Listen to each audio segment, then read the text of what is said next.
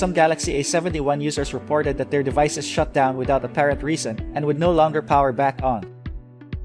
There were those who said that the problem occurred after they updated their phones, while others reported that the problem just occurred without any obvious cause. In this video, we will show you how to fix your Samsung Galaxy A71 that won't turn on. First solution: perform the forced restart. When it comes to fixing devices that won't turn on, the first thing you have to do is the forced restart.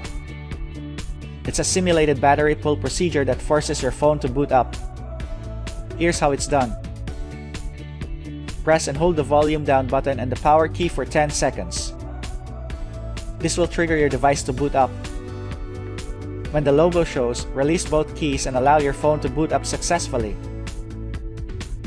As long as you can make the logo show on the screen, it's a sign that your phone is still capable of turning on. More often than not, this procedure is enough to fix your device. However, if this doesn't fix the problem, move on to the next solution. Second solution: charge your phone and do the forced restart. If the first solution failed, then it's possible that the battery is completely drained. While it's not really a problem, there are times when the firmware crashes just before it runs out of juice. As a result, you're dealing with a couple of issues that both leave your phone unresponsive. Here's what you have to do about it.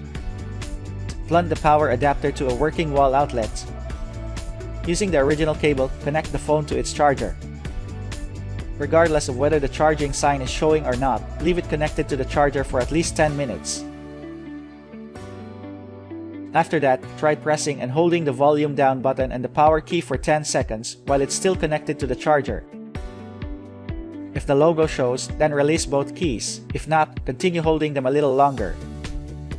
When it comes to fixing an Android smartphone that won't turn on as concerned, these two procedures are enough to fix it. But if it doesn't help, then it's time you have the phone checked.